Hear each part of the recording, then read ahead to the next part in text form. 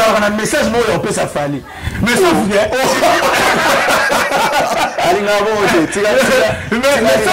Mais sauf que. Voix na sala na kaka théâtre veli na kenda te ko na ke sala copie mususu to comédie mususu mais beta sur machine publicité na bandiango na nini veli ma avant na kuma ko calculer business na musala na et si na salela ba batu nyonso ça c'est PD ça c'est maître ça c'est pasteur ça c'est ya député ça c'est Jésus de Mbandaka ça c'est bah ça c'est nyonso lingi ya maître nyama nyama ça c'est Kundilele ça c'est ya Sorobondo ngana sala kutuna rôle mais lelo est commis et le mot rôle mais est commis vraiment William, artiste tout le monde public non et ça va qu'on la télévision au fait et ça va qu'on kangabana batu au vend ici bango wala mo mettre la machine ce qui tire non avec un groupe à théâtre on a on là on a la publicité mais là on ça la rappelle bien le monde ya au fait na baninga yo to na parler yo ba no ba otanga mais côté mususu tu fais travailler les autres gratuitement tout na mutu azala kaka important et si kazali pour to ko benga ye ce qui est ça là pour la business. Et aujourd'hui, parmi les artistes, il y a des collègues na téléphone, nous avons dit que c'est ça. Il y a une explication à part que tout ça la bouée, on peut gagner. Différence na biso, na ba journaliste, bon. Et Zalaka, que ba journaliste, ba Zalaka ba engagé, les ba journaliste ba comme indépendant. Alors il y a une chaîne comme engagé. A joué espace na ye, mutu ça zo futa, mutu pas zo ça nini. Mais ba journaliste tellement ba engagé na chaîne. Biso to za ba partenaire extérieur, bango ba za ba partenaire intérieur. Ba mo na biso ko avec ma paya. Que bango ba ko pourri vie na yo parce que bango ba ba to média. Et bango ba ko sala nyonso ba lingi parce que ba tu ya média. Ceux qui journalistes à les dans le camp, à Savani, à informaka. Et nous on va te que pour la ligne bacha mokondi, mais faut ça rappelle à mokondi. Et ça en termes il y a courtoisie, muto à ça va te reproche. À ça rappelle quand la muto mo be ça le pour la rappeler. Na ba ngai na réagir te à chaud.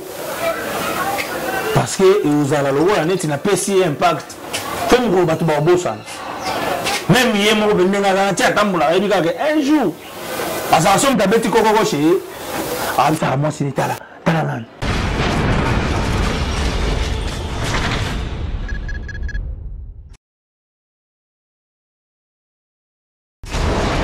Et là, ma, on a écolo Samona voilà, roga missile, naningina loba. Bienvenue fidèles téléspectateurs de la RTVS 1, bienvenue également à vous chers abonnés, fidèles internautes de Cactus Télévision. Vous nous suivez depuis Kinshasa, la capitale de la République démocratique du Congo. Nous nous sommes déplacés vers un artiste qui n'est plus à présenter aujourd'hui. C'est un artiste populaire que les enfants, toutes générations confondues, aiment. Il s'appelle Fiston Saï Saï. Donc c'est avec lui que nous allons nous entretenir aujourd'hui en rapport avec les questions liées à l'actualité et également les rumeurs qui circulent sur tout ce que nous allons dire ici. Alors nous vous demandons d'être attentifs et prudents, question de ne pas rater aucune étape de cette interview d'aujourd'hui avec ces grands artistes que j'aime beaucoup. Il s'appelle Fiston, je l'ai dit tout à l'heure. On va ouvrir cette question de jeu, ces jeux de questions-réponses, allais-je dire, avec l'artiste. Mais bien avant cela, laissez-moi dire bonjour à Fiston Saï Saï qui nous a reçu chez lui ici. Bonjour Fiston. Ouais, bonjour mon frère. De tout le temps, de tous les jours, bonjour à toute l'équipe. Bonjour aussi à tous les téléspectateurs, les internautes. Donc on est là. Mes condoléances à l'artiste Nyonso Tukokufela Yabiso Mama Chako et puis mes condoléances à la famille biologique et puis à la fan Nyonso. Vous nous donnez l'occasion d'entrer directement dans le vif. On va commencer par cette information qui est d'ailleurs malheureuse information que nous avons en notre possession, la disparition de cette grande dame appelée, prénommée Jackie. Donc, mais son prénom c'est Jackie. Dites-nous un peu, fiston, comment vous l'avez connue? Maman Chako, na EBA, ça fait longtemps. Hein? Ça fait longtemps. Moi, je crois que quand on a commencé à faire des njonding, quelques njonding avec un producteur qui est aussi décédé, et qui s'appelait Vieloli. Il habitait en Djili. Alors, c'est en ce moment-là que j'ai commencé vraiment à fréquenter maman, on a maman Chako, maman Bolingo, maman Nabiso, Basala qui Moussala, on a liboso Nabiso. Et puis, tu es travailler na maman Chako de Soussou, na les stars du rire, tu travailles na bango, na papa sans souci, na batu belé belé. Et puis voilà quoi. Lelo accueilli n'engé atiki biso boye na habité souvenir non ils allaient garder aïe voilà souvenir souvenir à souka na garder zali prestation na F-Side Prod na eloko tosalaki ya IGF o tosali ya souka vraiment azalaki parmi composition ya ba juge o ba kondanaki sai na souka so batali wana mona maman Chako azalaki wana vraiment. On a perdu une actrice, une maman qui savait bien exécuter Barol Naï. D'accord. Voilà. Mais en termes de témoignage, s'il fallait faire un témoignage pour cette dame qui a plus de 40 ans de métier, témoignage Naïo en tant qu'artiste, elle aussi elle était grande, et on a un témoignage vraiment pour Maman Chako. Oui, Maman Chako d'abord, ce qui était impressionnant, c'était son comportement. Elle était toujours disponible pour servir Nabaninga, Naba producteur, Namoussala Nae. Maman Chako, en étant même malade, elle est allée tourner avec la duchesse, avec Maman Florence. Elle était malade. Elle était malade. Ok. Oui. Donc, à Kendek tourner, santé Zagi bien mais quand même à tourner, duchesse dans la image. Et Maman Chako a occupé Génération T avec le Ponaté. Maman Chako a joué dans Batunios. Maman Chako, en étant une mère, mais elle savait vivre avec les artistes comme une actrice. Tu vois, elle ne regardait pas l'âge, elle ne regardait pas carrière naïe. Pour elle, elle était une actrice tout court. Elle blaguait même avec les jeunes, même avec le vieux, pendant le temps de repos sur le beau tourner. Tu sais qu'il y a d'autres bon ça n'est blague c'est parce que ceux qui beaucoup mais elle Maman Chako elle était vraiment maman morale qui blague on rigolait on s'amusait vraiment c'était une vraiment maman bien.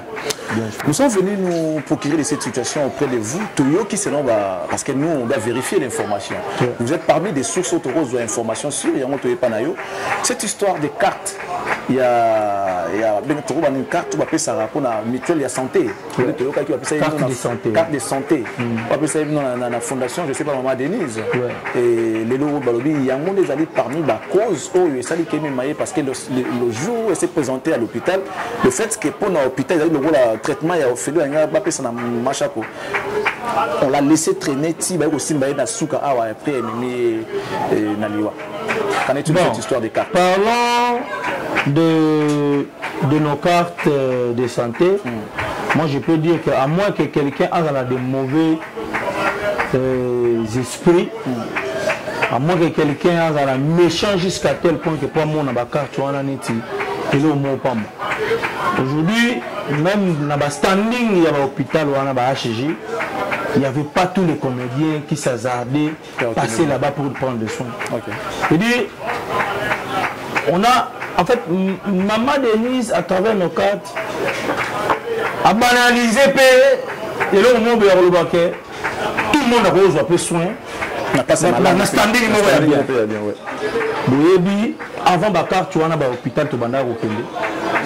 Et lelo après ko zo carte tu wana bikisi bilimo ba comédien ebelé. Soko tali to ya mortalité ya artiste comédien avant bakar tu wana na to ya ba artiste comédien après ba ya mortalité na bango après bakar tu wana au moins que to ebekiti to ebese. Bana to zo bakar tu wana sur KI na HJ sur outil de trois artistes comédiens connus au kutata moi si na moko to mwana ya moko parce que ba carte en photo ba yeba ba pesa biso ba carte pour na artiste kakate libota donc dire tel que je suis là je bénéficie na ba soin na compte ya fondation Maman Denise Nyakero OK nanga na moi si nanga na bana nanga. Ah bon?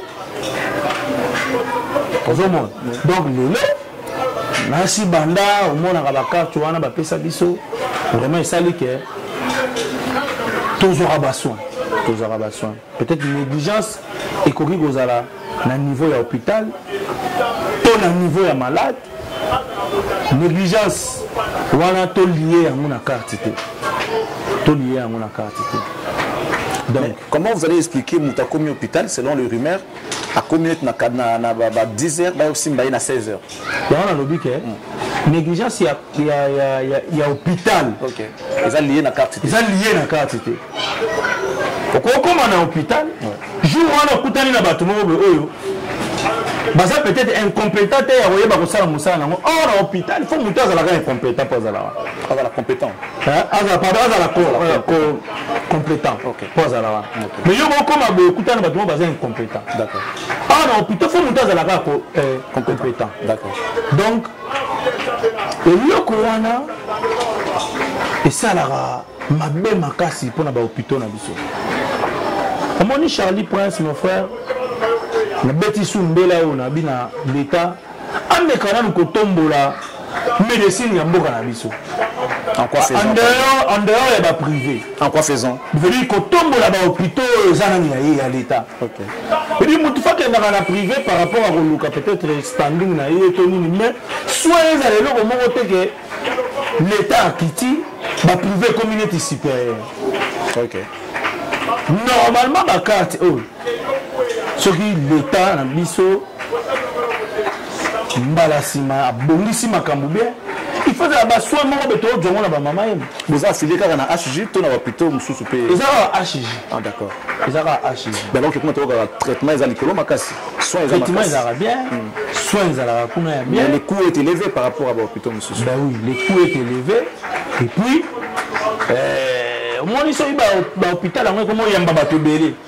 Négligence peut et quand tu as moins négligence, et puis, tu as calculé maman par rapport à l'artiste, par rapport à la grandeur. Mais en termes de l'hôpital, nous ne pouvons pas timba. Mais pour la famille, il timba na maman chakote. Na habité non loba OK mais quand on commence à l'hôpital et ça va moko boye faut vraiment osala na mutu mobe oyo non seulement aza ko accompagner le ko la ndeko na ye mais tracer quand même ba chemin mususu oyo ezake bako ya Mbappé mutu par rapport na rapidité par rapport à Kanae oyo ya yeli OK tout le monde pour na ngai pour ngai bato ba maman chako na hôpital chemin bazwaki fali ba kendene kamba mona urgence d'accord moni fali ba kendene na urgence bana moko mais bon yiba malade mu fait zalaka bo mona ka ke bon ayoka ipasa ngo to yaki nango balongolaki to ye na yeka ba soigner to zonga oh nzambe pe ala lolenge na ye ouais tout à fait akumba makambo ben lelo on ne voit pas aujourd'hui, c'est vrai, les temps aussi, les choses ont changé, mais l'implication, il y a Fiston Saïsaï, on ne sent pas, c'est comme si vous n'êtes pas là alors que vous êtes là, on ne sent pas. L'équipe précédemment, les équipes nous ont mobilisés, entre, je ne sais pas, au four au moulin, aux bunda, des fois, on a poche, on a organisé. Qu'est-ce qui fait que tout le monde a un petit recul par rapport à cette situation qu'on a connue avant avec Fiston Saïsaï? Non, je suis toujours resté le même, mais sauf que na ba comportement moro mususu. Exactement, na ba canyon chez Arandé monté. D'accord. Maman Chako, vraiment, ce n'est pas n'importe qui. Maman Chako, déjà, je vous dis que même na ba obsèque na il faut ba prévoir cérémonie à repérer sa médaille. Maman Chako, vraiment, azali parmi ba maman oyo ba sali musala ya resepeli sabatu na art na mboka na biso. Donc, toi, maman, tu as un niveau de biso, tu bon, ce que tu as niveau de ça. Mais tout à l'heure, sur ta vidéo, on a des réunions. Ok. Toi, la réunion, on a des réunions. Et puis, on a déjà fait des messages à Kitoko. C'est quoi les messages? Message à Kitoko, Pessibiso, c'est il y a bien, Pessibiso, Corbillard, pardon, ou Batunion sur la Yebi, qui est Mikolo, Corbillard à danger, ils ont un horizon. Ok, horizon Massamba. Donc, on a un horizon Massamba, horizon.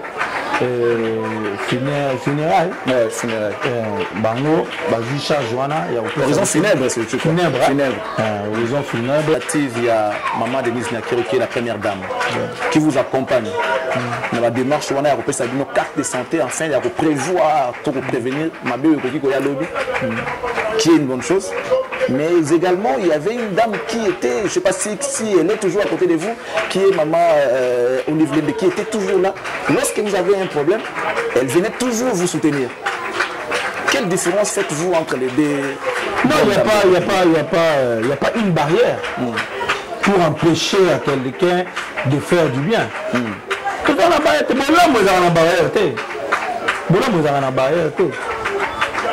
sauf que Maman Olive, si Kazali, a CPLI, a Salsamou. Est-ce que Bicho photo intercalé? Pour pouvoir voir la différence. Il y a beaucoup de différence.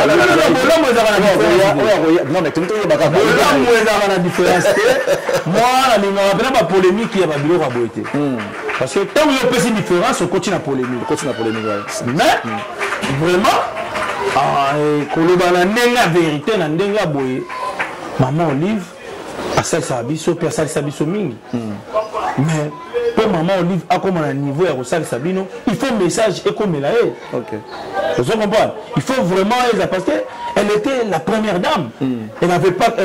C'était pas facile aussi. Le début, pour le repérer, c'est information. Pour le rejoindre chemin, procédure, ils allaient équiper. Il fallait prendre le chemin le plus court, c'était la télé. Maman est allée dans le cambo, maman, tout à l'heure, pour vous dans la télévision. Tu beaucoup de messages comme elle a vaillé. Tu as intervenu. Et puis, malheureusement, Niti, Ayaka Kaka, celui qui est commis grave. Oh, c'est la façon de communiquer. Tant que vous avez un problème, commis grave, vous devez communiquer. Ma chemin à la télé, pour comme elle a. Maman Denise, en étant prudente, pour ne pas. Comme on a grave, bon,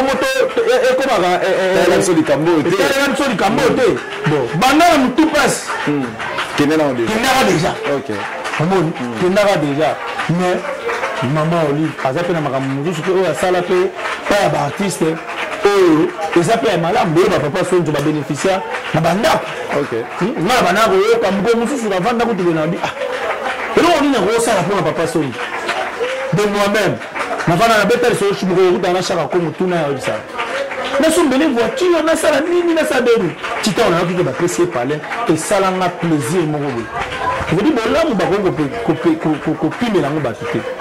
Et puis ce qui mboka na biso to koma na niveau bon là il faut toujours avoir ba boko ba. Et ça peut boyer des conditions oh artiste a vivre na mboka oh. Bon artiste a vivre na mboka oh. Artiste a pesa les meilleurs de lui.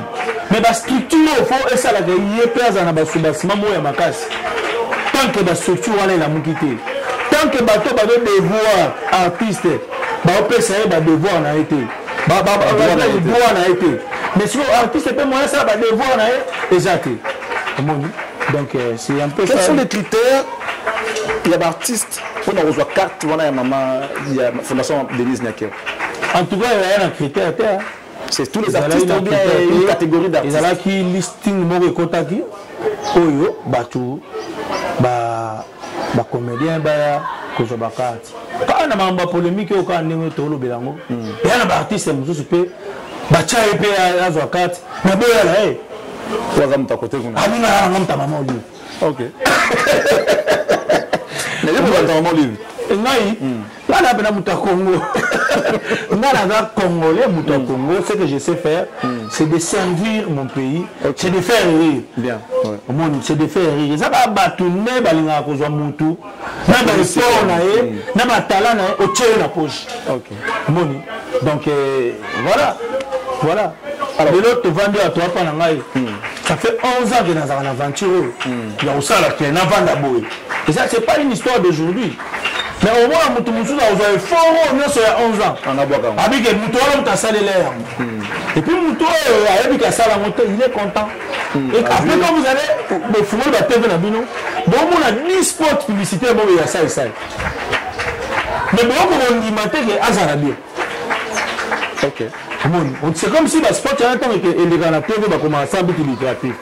OK, c'est payant. OK, c'est payant. Donc, on allait aussi arriver là, mais avant de Komawana, Lélo, lorsqu'on regarde apparemment, le carton était octroyé quand on a l'enlèvement des artistes, ou soit on a la paix ancienneté dans Moussala, je ne sais pas parce que les artistes sont sortis, hein, il y a vraiment des artistes, mais je ne pense pas que les jeunes, au bazar, 5 ans, 6 ans de carrière, grâce à Ozoa. Le listing là, a été établi sur quelle base? Bon, moi, ce que je sais, quand maman Denise Nakeo a eu l'initiative, a bien ça, il y a des artistes. Et le boyebi que vient à Masumu, Lombe, en termes administratifs, bangonde va gérer Abisso. Attention, au sein de l'association Abino, il y a ceux qui n'aiment pas. Mais l'association officielle, tant que ba condamné à biso na mo complexe wala bazana on paye ancienneté na bango attention que yo sali association lelo ba romona kaka que oh les sérieux ça ba vie en termes de crédibilité en termes de nini attention que ça sérieuté attention que ça sérieuté bon on n'a pas les sans polémique apparemment tu remets en cause la crédibilité de l'association, non, on va diriger sans polémique. Non, moi je ne fais pas partie de la NTPC. De la NTPC. Pourquoi? Mais sauf que je suis proche de tous ces vieux-là. Quand j'ai... parce qu'il y a aussi des bateaux considérables. Il y a... Le président de la République qui peut appeler ça, nous avons besoin de tel travail. Mais on sait que c'est toi qui sais bien le faire. Mais moi je vais faire quoi? Je vais toujours associer. Bateau na yebi que tout ça na ba bien. Dans l'art, on peut avoir mécanisme mon côté en termes des associations, mais dans l'art, on reste toujours artiste. Et là, on voit la capacité artistique que Moutaza Nango et pour rendre œuvre tout ça là positif. Donc c'est un peu ça. Bon, par rapport à Bakat, à NTPC, Moutaza la liste.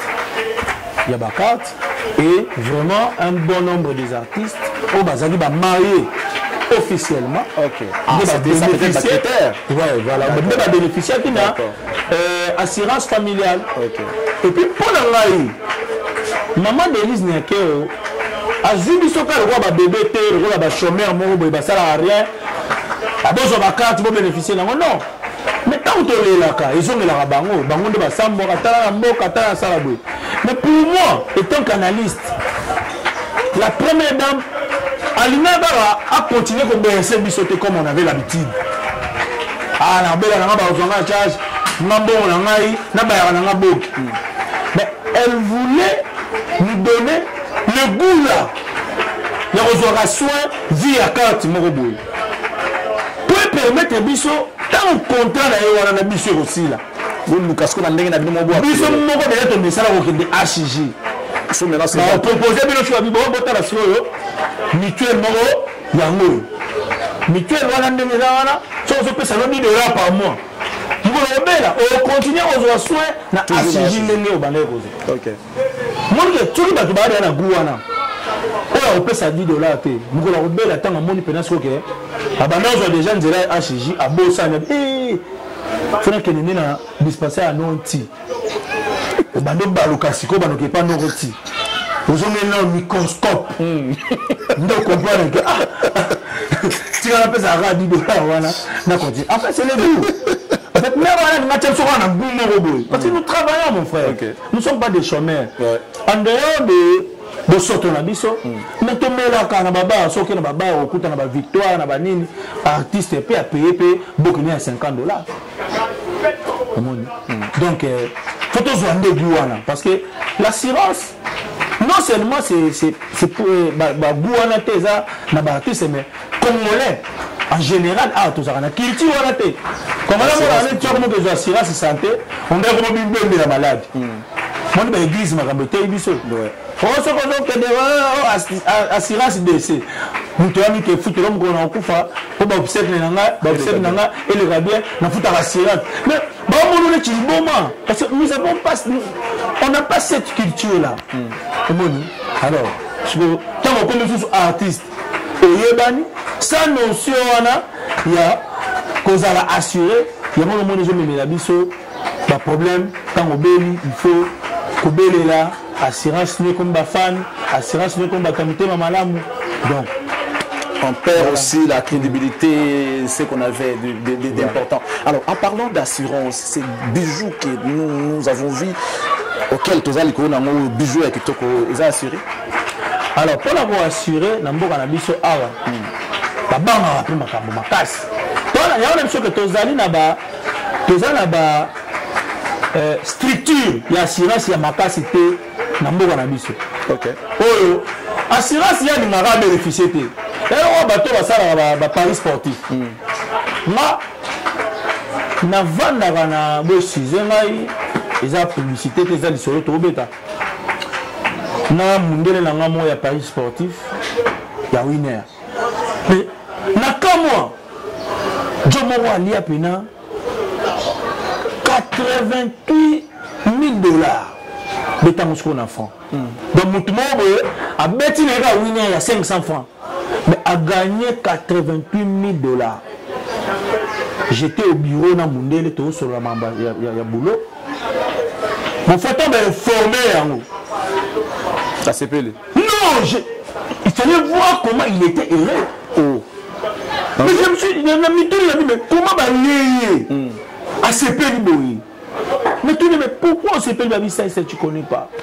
Comment les gens vont commencer à jouer encore parce qu'ils vont. Bah, mon gagner. Biso assurance ça. Na bango moko bato faut pas assurer. Na biso bato faut pas tout s'assurer. Toujours bangana. Toujours bangana. Donc je dis. Au moins la dernière mutu mo a joué de assurance à tout temps mais ti lelo bazo musela ka na été. Ti lelo bazo musela lelo koneti. Omoni. Bon, on a un mécanisme d'assurance à l'État. Ouais, vas-y, son assurance, non? Oui, on a un mécanisme d'assurance à l'État parce que dans le mécanisme d'assurance, il y a privé. Bah, si on a il faut une construction, on va calculer la valeur, on va calculer. C'est un peu compliqué, c'est un peu compliqué. Oh là là. Mais bon, on va revenir sur, pour boucler l'actualité, il y a Maman Jackie, appelée communément Maman Chakolelo. Quels sont les programmes? Jusque-là, le programme est déjà ou bien... Ben, c'est tout à l'heure qu'on va faire le point final. Ok. Donc, sur la vidéo, on a une réunion sur Sali,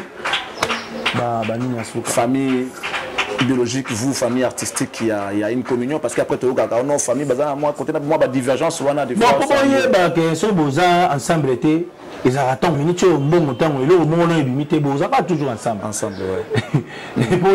C'est important. Il faut tant que comme en rappelant que Makambu Yango est bon organisé, c'est quoi. Donc, mon événement, nous remontons la famille, la société, $600. Mais les artistes, c'est pas c'était 3000. Tout le pays du Polo.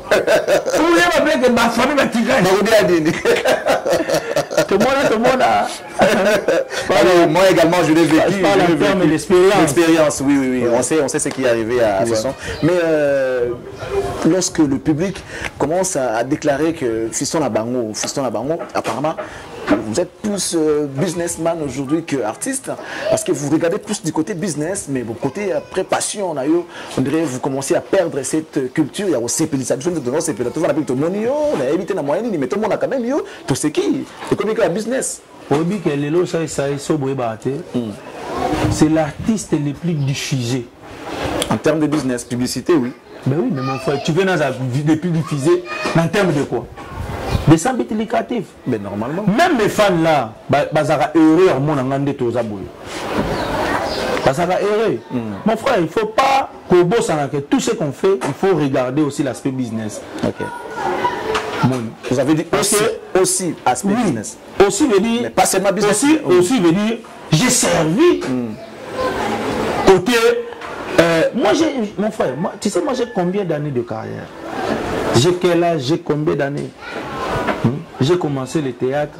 D'abord, si on a vu le théâtre Nabiso et tout bandana, il y a beaucoup de monde dans la V12, dans la Pacalo, l'an 2002, 1992 pardon. 92, ouais.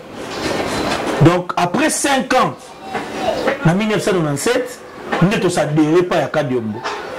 Et Biso Siko te comptera vie professionnelle. Au bandi en autant au côté d'un groupe un grand. Bandasco 1997, dans le pas de Mona. L'an 2000, pas présent dans la mars 3 ans. L'autre en l'an 2021. Donc je dis ça fait 24 ans. Depuis qu'on a rencontré dans la vie professionnelle, dans la TV, dans la donc ça fait 24 ans. 24 ans plus 5 ans où il y a Liboso, ça fait 29 ans. Qu'on a ça dans le théâtre. Je veux dire qu'on a la copie, comédie. Mais bêta sur machine. Publicité na bandia on a nini. Je veux dire, moi, avant de calculer business na musala nanga, et si na salle là ba tu nyonso, ça c'est à PD, ça c'est à maître, ça c'est à pasteur, ça c'est ya député, ça c'est à Jésus de Mbandaka, ça c'est bah ça c'est nyonso lingi, ya maître nyama nyama, ça c'est à Kundilele, ça c'est à Sorobondo. Moi la salle pour tout rôle mais le est commis et le mot rôle mais est commis vraiment William devenir commis que voilà un rôle de passage mais il rôle là a changé te veut dire na sala bilo mususu na tiki o batu bakoki kozwa. C'est pourquoi mon lelo ça fait 6 ans que je suis plus dans le théâtre de tous les dimanches mais je na prestaka mon frère na prestaka bato nyonso bazaka na besoin ya ça ba ben sanga na ba fête na bango na sali comédie nanga ba on respecter ka musala nanga cause la artiste to ko linga public no et ça ka ko leka na télévision au felete et ça ka ko kanga bana batu au vandisi bango wala mo betaka machine soki ti le non avec na groupe théâtre ngana ozo la na publicité mais na on ça la rappel biloko mo be ya au fele na ba ninga yo to ma parler yo ba no ba otanga mais côté mususu tu fais travailler les autres gratuitement mais ba lié kaka oyo yo zali na oyo ya bango. Et comment que amena babiso asa banda na publicité yo ka ba finga ngali sur na TV na émission no mona susu muto yo na longue pas ça yo na longue na publicité ba longue na publicité mais avant ça qui chaque après 6 mois amena babiso mbongo ali babiso mbongo pardon totika na makambo wana mutu na mutu azala kaka important et sika zali poto ko benga ye ce qui est ça là pour la business. Et aujourd'hui parmi les artistes et bazalaka soka bengi collègue na téléphone mutabali de yako seka aibi ke mutonde na bengi na boye ya l'explication mususu te à part ebisanga ke to sala boye oko gagner boye. C'est ça. Il faudrait pas quand on temps za muke teze belete na muke le boye temps za muke chaque jour compte chaque heure eza utile pour na yo mais yo soko temps yo l'excellent temps pour na onika o sepeli sabat ngana sina sepeli sabatu et puis na o continuer pour sepeli sabango pour na perdre de côté humoriste te yango mona na ba pub nanga na sala ka tout ezala wa mutatali théâtre so otali babiloko ba IGF wana omona neti otali série mobimba soki ya 5 épisodes il faudrait pas kana salela bato eloko moko boye faut ezala 1 heure du temps faut ezala ezwa bato 6 mois po bacomprendre kaka na suka ndeke banda olobela nde mombongo wa leta maintenant osala eloko moko boye à 1 minute 30 secondes bato bamoni nde bato babebisa biloko ya leta bato bamoni nde baosala et puis bamoni bakangi ye point te oyo etikali na katikati ene ezalaka motu moko azokendaka makolo botie musique ebie mwa 5 minutes motu moko azokendaka banini mama moko boye aye tuna non nakendanga na badrobi. Ok. Donc, voilà. Avec cette histoire des films, nous avons préparé tout comme film, on a déjà vraiment tout comme vraiment vers la fin. Et puis il y a déjà un mécène où il y a Binon comme à se lancer dans le monde de la production. À la chaîne il y a production, il y a télévision, à Zuyango. Donc quand la télé on avait négocié les contrats à le solo Liomba et ça la rendait maman il y a qui ne ça ma TV faut les capos pour sponsor. Non on a vraiment filmé auto produire en gros et producteur et aux d'abord une exclusivité. Il y a chaîne naï pour la première fois ils ont diffusé. Tout ça on peut dans ndenge za raso film limite. Na ba norme. Na ba norme pena ba to ba ye ba invité ba pour la première fois ba tali filmer. Donc c'est bien. Alors on va rentrer dans le tout dernier chapitre pour clôturer l'émission. Cette histoire avec tiraillement avec les médias, qu'est-ce qui s'est passé réellement? Parce qu'après on avait réussi quand même des SMS de la part de confrères du genre on doit saboter les histoires de ça parce qu'il a manqué de respect à la presse. Bon, nous on ne voulait pas rentrer dans ces jeux sans pour autant venir voir les concernés. On est venu pour nous procurer de cette situation. Qu'est-ce qui s'est passé réellement avec la presse et c'était quelle presse que vous avez eu les problèmes avec? Bon, vous savez, il y a un bateau sur Batangi pour homme de femme des médias. Ok. La presse fait partie des médias. Ok. Comme moi aussi, tant qu'artiste, je fais partie des médias. Ouais. Mais sauf que les journalistes, comment les esprit? Les journalistes se comportent comme des musiciens dans le monde de l'art. Ok. On peut avoir une machine qui est DJ pour la culture, pour l'art et mboka. Mais les musiciens sont mbongo pe bunga.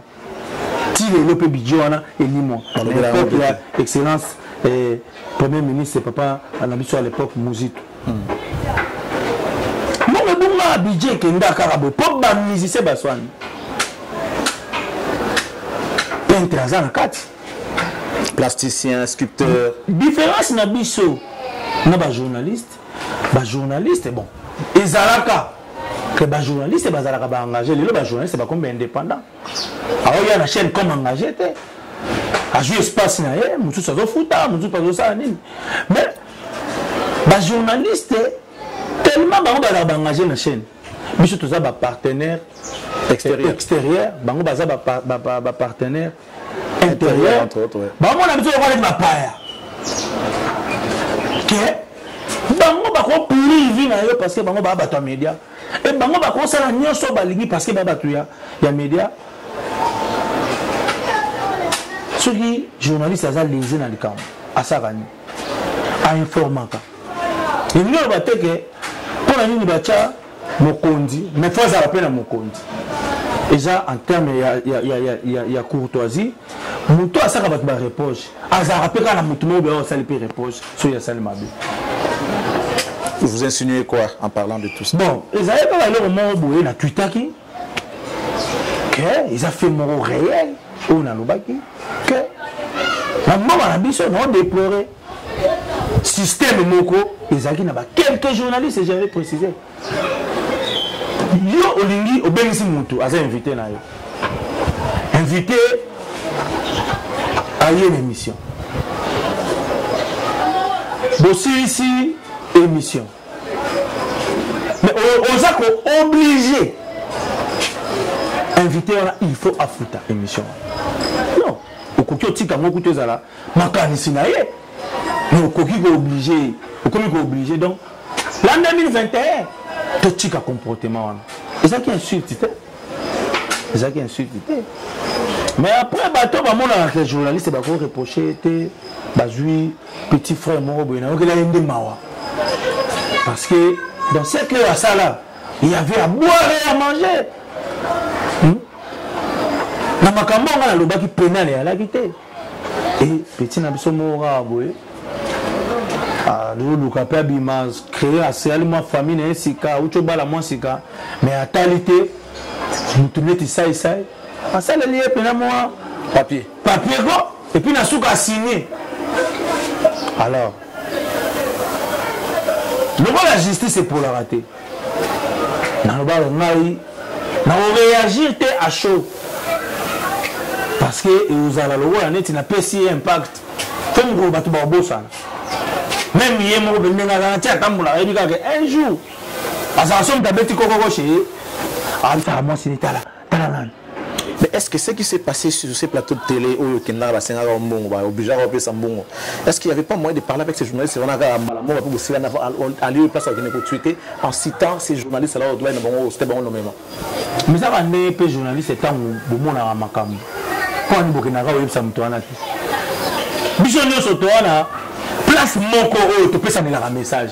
C'est la télé. Père batumba la narote.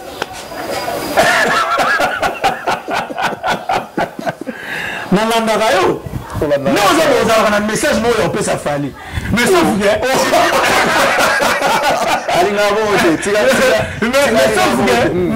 voix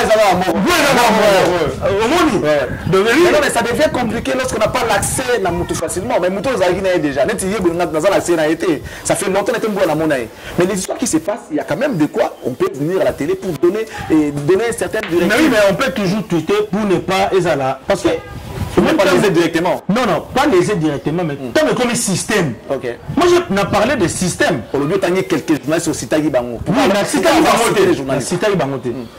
En RDC, quelques journalistes. Ah, d'accord. D'accord. Mon sans citer. Ok, je comprends. On a compris que ça zardé que citer comment va tomber en attaque. Ouais. Là, moi, conseil, mon pas, bien, c'est très bien, Fiston Saïsaï, que nous aimons beaucoup.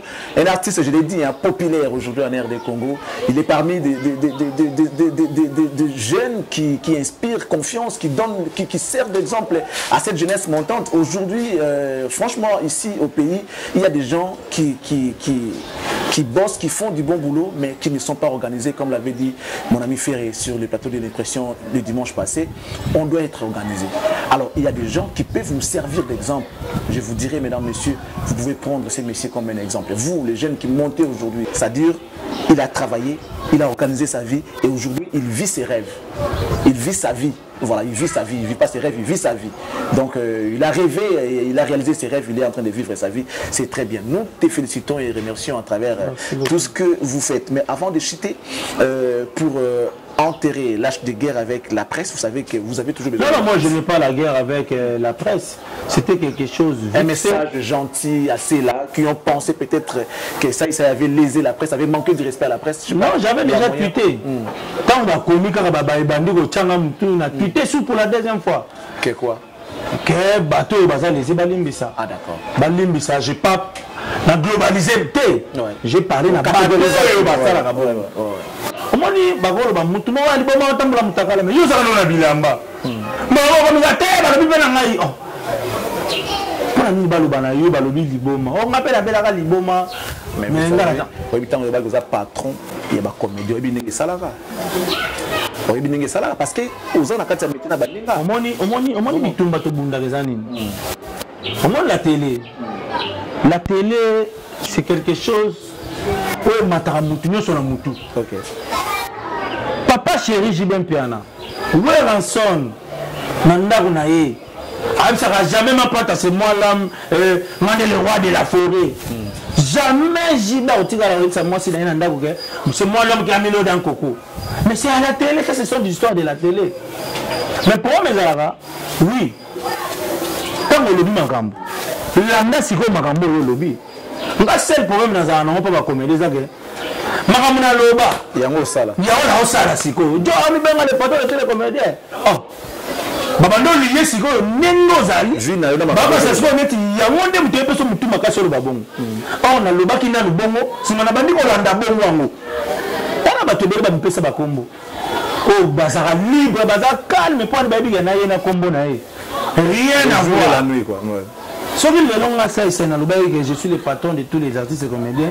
Mais mon angai, na ba condition mo ya vie, ya bongo ya salité, mais ba qui pas comme bon là. Et ça pour babi que ali na pe kara bien. Atomi peut parler na ya bien, ba nini, non c'est que allo ba na biso la vérité. Et les étés, il faut ça va courage. Mana mon ango, ce quartier la tête qui poto et sombeli ba musicien na bango ba mituka. Mwenge otala pe et comme il est fille. Bolamu balongolango ba babundisa ngo kana bolamu. Et puis sibili no so standing bien. Ah ouais, la sombi na ma campagne, na pe na somba na ma campagne. Tant moi pression courage au luki sombi pe na ma campagne, ouais ratem tayala na ndako wana. OK. Faire sali boy, ah fali pas sali boy. Kinga na sali boy. Faire quoi sombi parler, fali sombi parler concurrence wana. Na suka film tomba ovanda. Tomba polémique aussi là. Mais ba bien ya polémique en etikali. Jibe le la wera. Tant ba le kisa biso ya koswanaka. Bango ba sombe nango banda. Ils ont considéré bango ba tindela ngo bana na photo. Le ba le bana ba pesa ni mbote mais o ya na 8%, o ya na 18%, o ya investissa na boye, o investissa na boye. Moni, bo pesa ni mbote ya ko bomba. Batu mususu lelo akobundisa tingo bolo bana atikali ka ndenga zali. Pourquoi? Parce que ko bonga no so pese courage te ne pese haine. Papa na ba elo na banelo bango na vanda mikolo na réfléchir to rester un jour to kufi o komi boye okuti bana ke li felo za na ngote mission so za na ngoka lola mais sauf que pas na yo fa de vivre na musuni yo bebisa bino ngo. Non,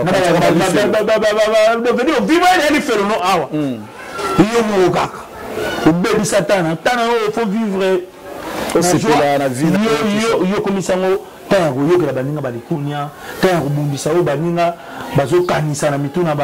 Non.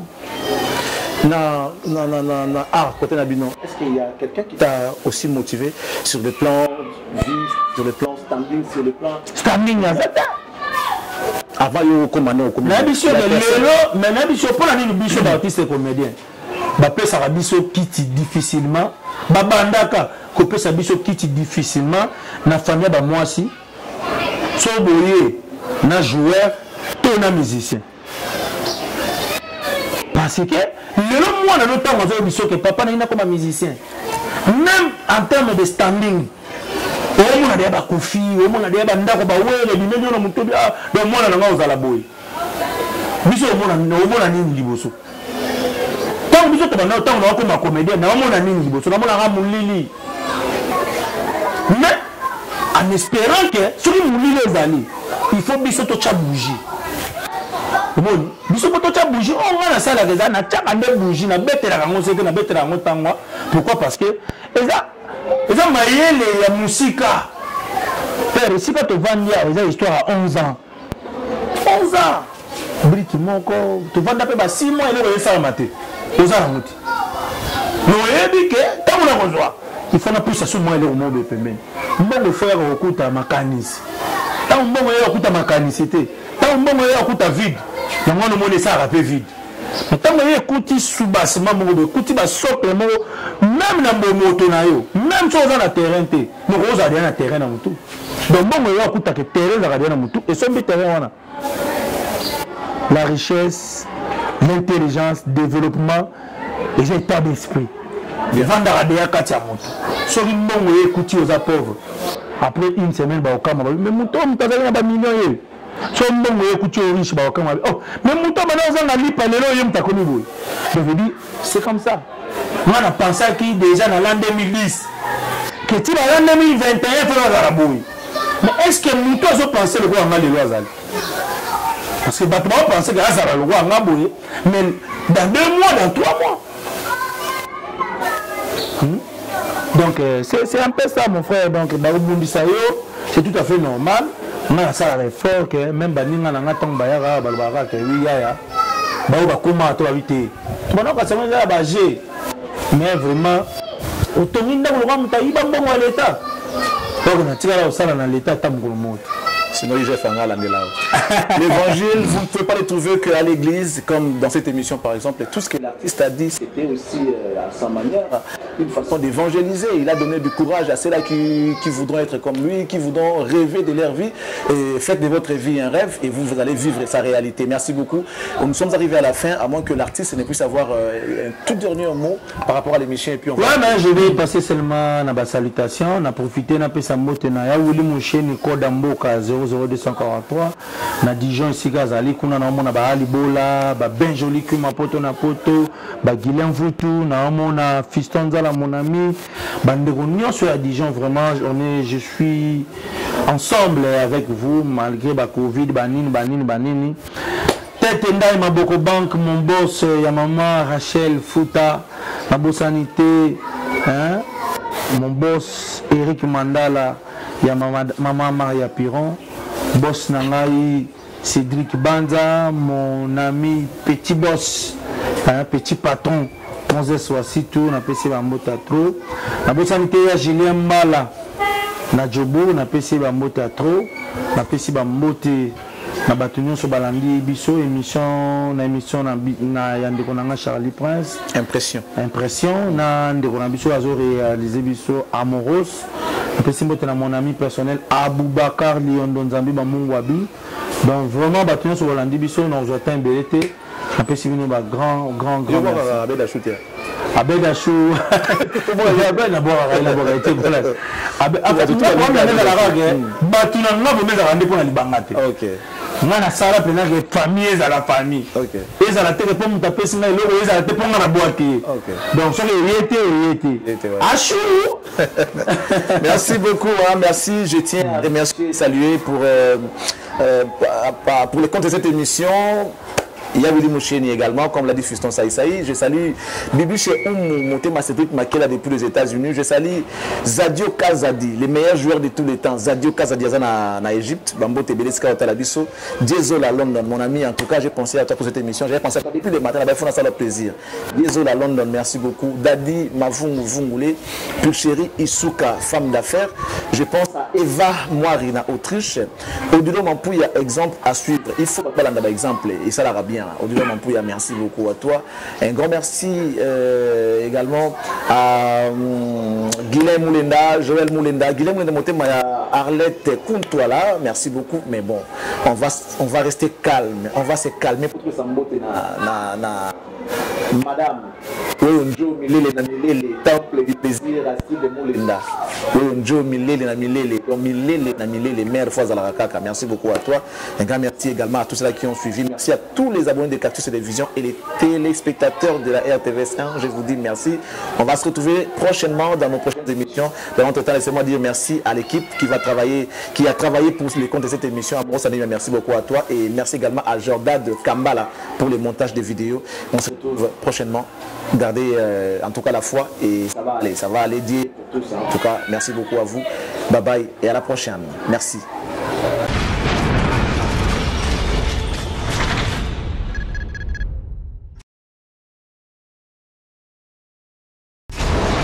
Hela ma on a ekolo samo na boala roga missile na ningina loba oye koya heya